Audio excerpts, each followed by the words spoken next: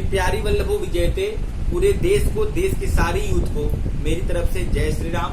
मैं कृष्णकांत सिंह एक नए वीडियो के साथ पुनः आपके सामने प्रस्तुत हुआ हूँ। इस वीडियो में मैं आपको भगवान सूर्य नारायण को जल कैसे दें, उनसे जुड़ी सारी चीजों के बारे में आज आपको बताऊंगा। पहली बात, भगवान सूर्य को जल किस में दें, किस बर्तन में दें। वो बर्तन आपका स्टील का हो सकता है, तांबे का हो सकता है, लेकिन शास्त्र में जो बताया गया है वो ताम्र का बर्तन उत्तम बताया गया है।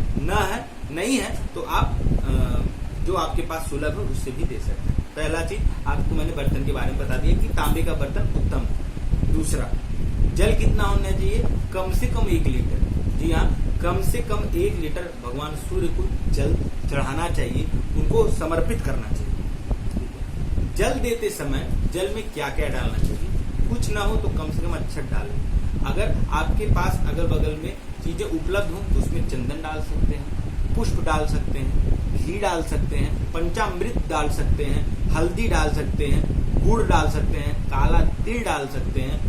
इसी प्रकार से आप उनको ये चीजें जो मैंने आपको क्रम पूर्वक बताएं उसको आप समर्पित कर सकते हैं। कुछ नहीं है तो अक्षत और पुष्प डाल के भी आप चढ़ा सकते हैं। 2 बात मैंने आपके सामने रखी। तीसरी बात, प्रभु सूर्य नारायण को जल कैसे देते हैं।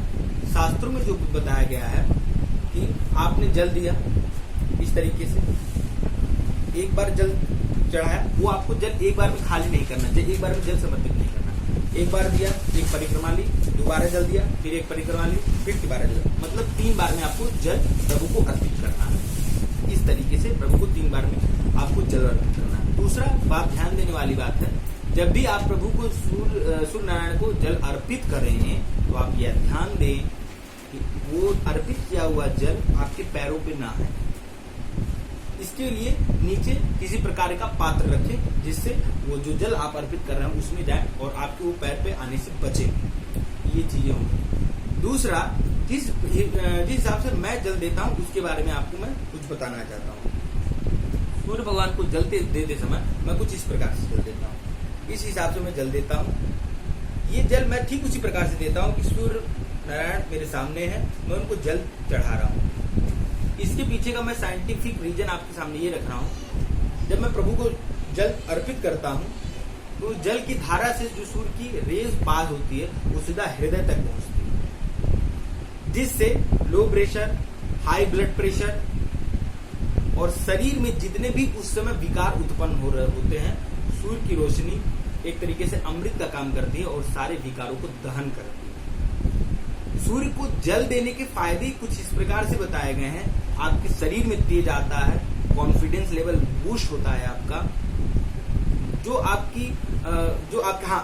आपकी मानसिक प्रवृत्ति में इम्प्रूवमेंट आती है। सबसे इम्पोर्टेंट, मानसिक प्रवृत्ति में इम्प्रूवमेंट आती है और सूर्य की सुबह की जो रेज होती है वो आपके शरीर के लिए, आपके स्किन के लिए बहुत ही ज्यादा फायदेमंद होती है। बहुत ज्यादा फायदेमंद होती है। मैंने आपके सामने फायदे की बात रखी।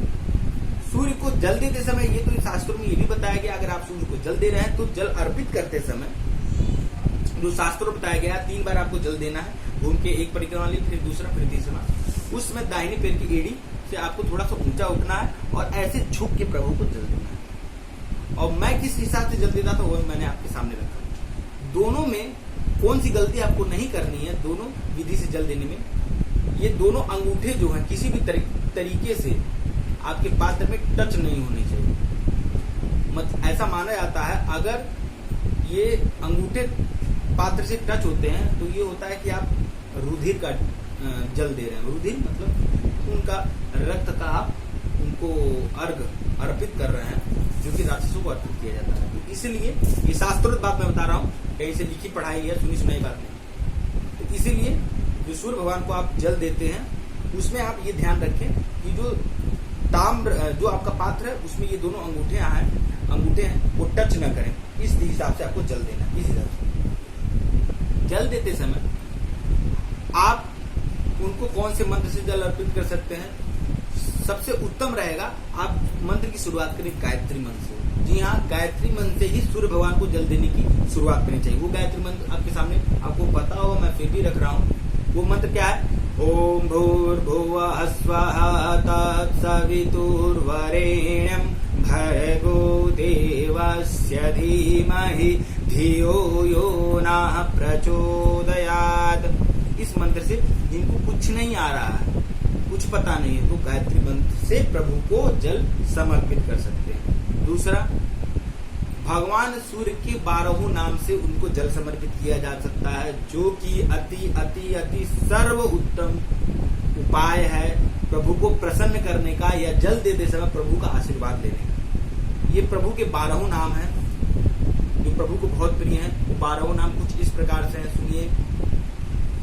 ओम सूर्याय नमः, ओम मित्राय नमः, ओम रवये नमः, ओम खगे नमः, ओम पुष्णे नमः, ओम हिरण्यगर्भाय नमः, ओम मारीचाय नमः, ओम भानुवे नमः, ओम भास्कराय नमः, ओम आरकाय नमः, ओम सावित्रे नमः, ओम आदित्याय नमः।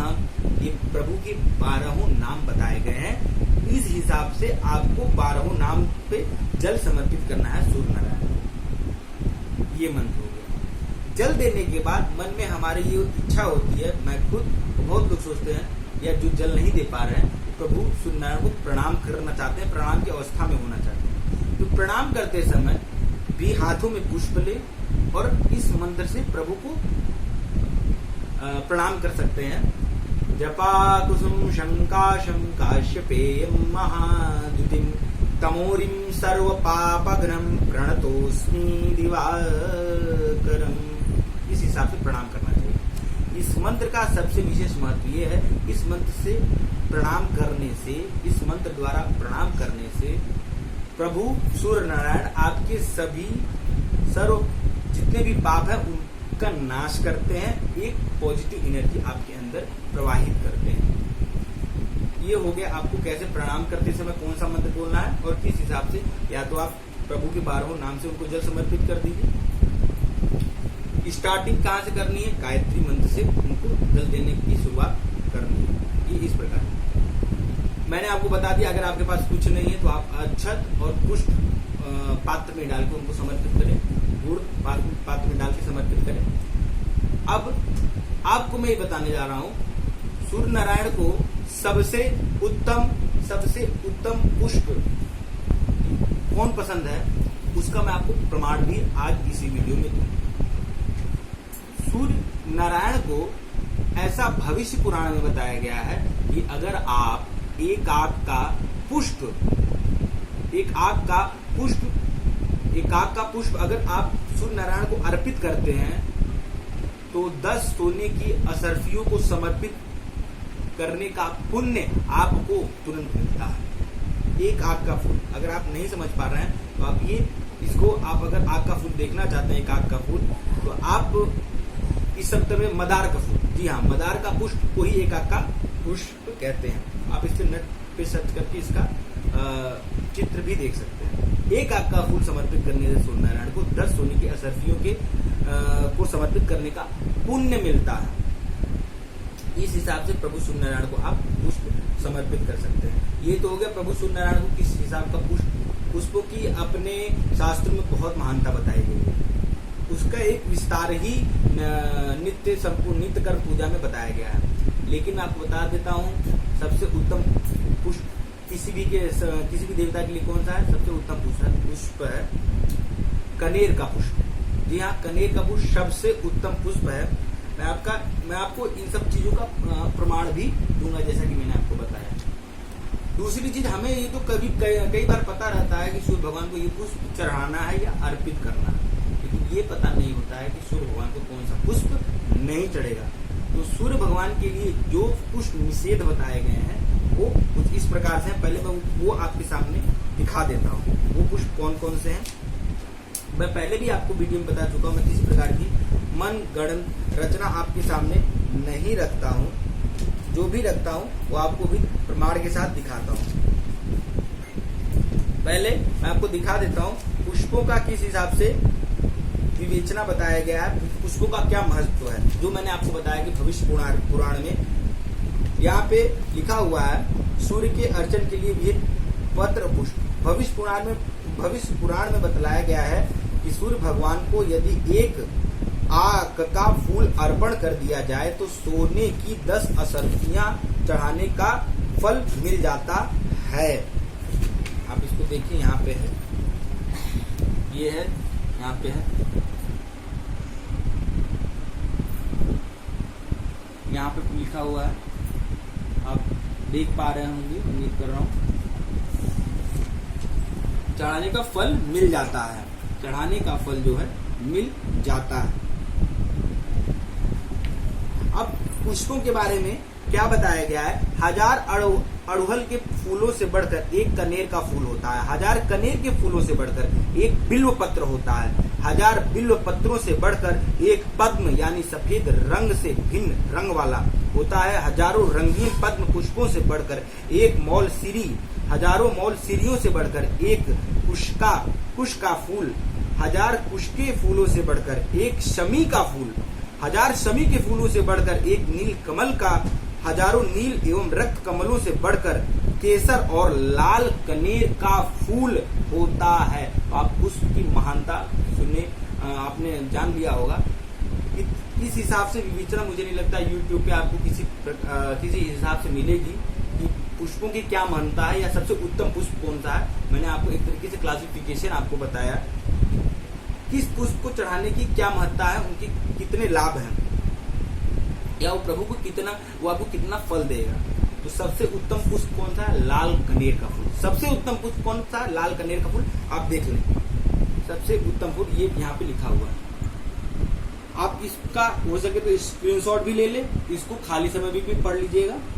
इसमें सारे फूलों के बारे में बताया गया है, कौन किससे एज ए कंपेरिजन करके बताया गया है। ये कंपेरेटिव एनालिसिस इसमें दिया हुआ है कि कौन पुष्प किससे महत्वपूर्ण है। आप देख लेंगे, इसकी स्क्रीनशॉट ले लीजिएगा। मैं अपनी सारी बातों को प्रूफ करता हूँ और मैं 10 बार आपसे कह चुका हूँ, वही चीज आपके सामने रखता हूँ जिनमें मैं विश्वास रखता हूँ। ये चीज हुआ। दूसरा जो मैं आपको बताने जा रहा हूँ कि सूर्य भगवान के लिए जो निषिद्ध फूल हैं, जिनको हमें उनपे बिल्कुल चढ़ाना नहीं चाहिए, जिनका हमारे शास्त्रों में बताया गया है, वो इस प्रकार से है। पहले मैं पढ़ देता हूँ। सूर्य के लिए निषिद्ध फूल: गुंजा का पुष्प जिसको कृष्णला भी कहते हैं, धतूरा, कांची, अपराजिता जिसको गिरी कर्णिका, भटकटैया, तगर और अमड़ा इन्हें सूर्य पर न चढ़ाएं। वीर मित्रोदय ने इन्हें सूर्य पर चढ़ाने का स्पष्ट निषेध किया है। मैंने आपको बोला, अब आप इसका प्रमाण देखिए। इसका भी मित्रों आप या जो भी दर्शक देख रहे हो, इसका आप स्क्रीनशॉट बराबर से ले लीजिए। मैं अपनी कही एक बात को आपके सामने सिद्ध कर रहा हूं। देख लिया होगा आप लोगों ने। तो इस प्रकार से मैंने आपको सूर्य भगवान से जुड़ी मंत्र, पात्र, जल की मात्रा कितनी होनी चाहिए, पुष्प क्या होना चाहिए, मंत्र कौन सा होना चाहिए, आपको वीडियो बना दिया हूं। आप आगे पीछे वीडियो करके अच्छी तरीके से देख लें, सीख लें। सूर्य भगवान से रिलेटेड जो भी उत्तम बातें थी, जो आम गृहस्थ जीवन में जरूरी हैं, मैंने इस वीडियो में कंप्लीट की हैं। हो सकता है इसलिए ये वीडियो थोड़ा सा लंबा जाए। अगर आप इस वीडियो को पूर्ण देखते हैं तो आपको सूर्य भगवान के बारे में, उनको अर्घ देने के बारे में, उनको जल समर्पित करने के बारे में, पुष्प, मंत्रों और आदि चीजों का ज्ञान सही ढंग से हो जाएगा।